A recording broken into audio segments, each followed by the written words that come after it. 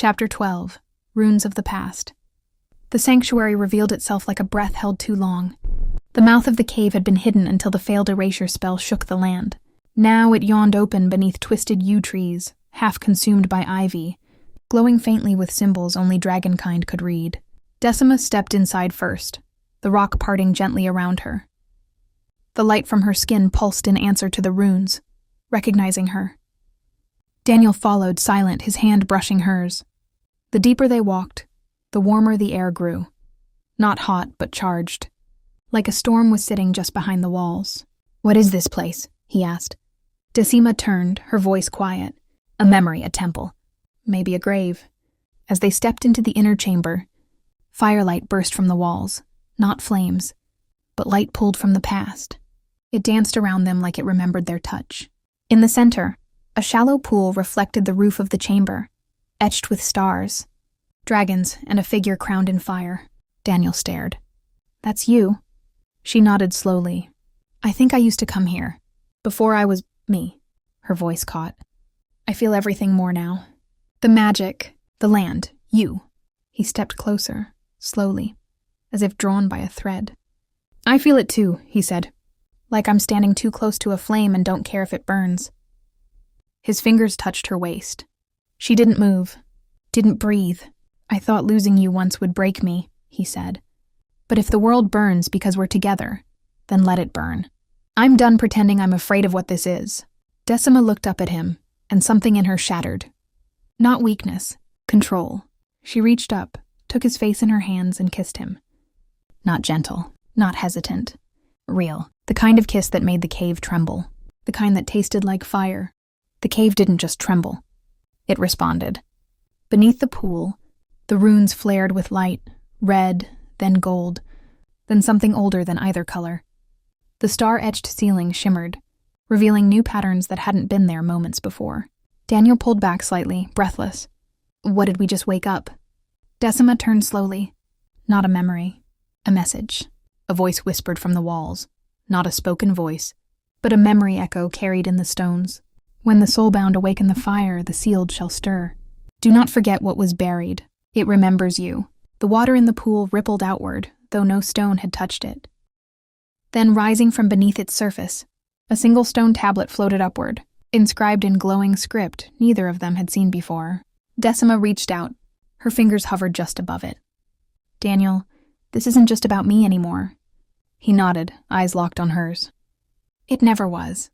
When her skin brushed the surface of the tablet, a spark jumped between them both, white-hot and pulsing.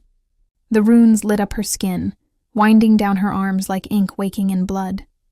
Serenfae's voice echoed from the mouth of the cave. "They know you've found it." Daniel stiffened. "The council?" Serenfae stepped inside. Her eyes glowed faintly. "Not just them. The others. The ones even the council fears." Decima looked down at the runes on her skin. Still glowing, still binding. She didn't flinch. "Then it's time we stop hiding." From them. Daniel looked at her, eyes filled with something ancient, something real. "You're not just the key to all this," he said quietly. "You're the flame they couldn't put out."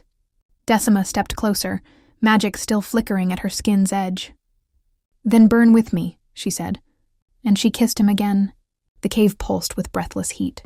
Their kiss deepened, and the air responded, runes along the walls flaring in rhythm with their hearts.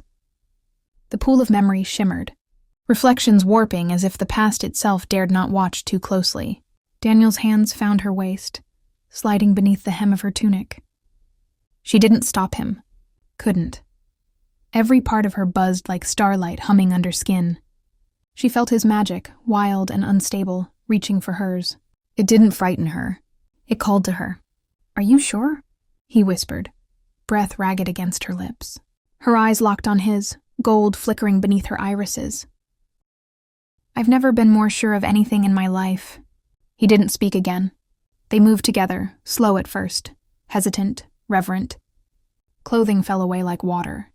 Their bodies learning one another again, this time without the walls of fear or prophecy between them. As Daniel entered her, the bond flared. Veins lit gold beneath their skin. Their magic twisted together, hers ancient and vast, his raw and rising. Pleasure built like a wave, Not just in the body, but in the soul. She saw stars behind her eyes, flames spiraling through constellations, dragon song vibrating through the stone. The runes above them blazed white-hot. The pool at their feet glowed. And when they reached that edge, when their bodies finally shattered together, the whole chamber sang. Magic exploded outward, filling the air with ancient light, shaking dust from ceilings no hand had touched in centuries. They collapsed into each other, hearts racing, breath caught, and the fire between them didn't die. It settled. It belonged. The fire crackled, but it wasn't from this world. Braids swayed in the smoke. A woman with skin the color of midnight and bone lines on her face whispered her name, Decima's birth name. A doll burned in her hands. A necklace of teeth clattered against her chest. The woman smiled. Then the flames went out. The magic softened but didn't leave. The cave, once roaring with light, now held its breath. Dust settled. Runes faded to an ember glow. Wrapped in the quiet, Decima stayed curled beside Daniel. Yet deep inside, something new stirred. Quiet. Unfamiliar and impossibly alive. The cave had fallen silent, but Decima hadn't moved. She sat with her knees pulled to her chest, her fingertips tracing the faint glow still pulsing beneath her skin.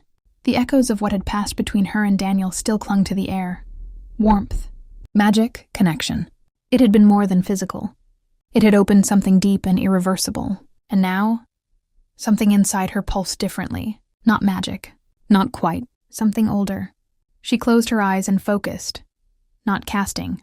Not calling. Just listening. The way dragons listen to the land. The way stars listen to silence. There it was again. Flutter. A flicker. A heartbeat not her own. Small, quiet, but there. She didn't panic. But she did cry. Not out of fear. Out of awe. Footsteps behind her. She didn't need to look. Daniel knelt beside her, silent at first, then gently touched her arm. What is it? She turned to him slowly. I think I'm carrying something more than just power.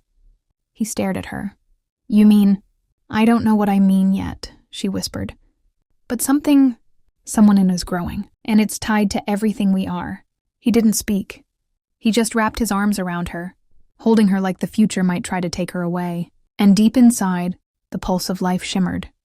Quiet, magical, real.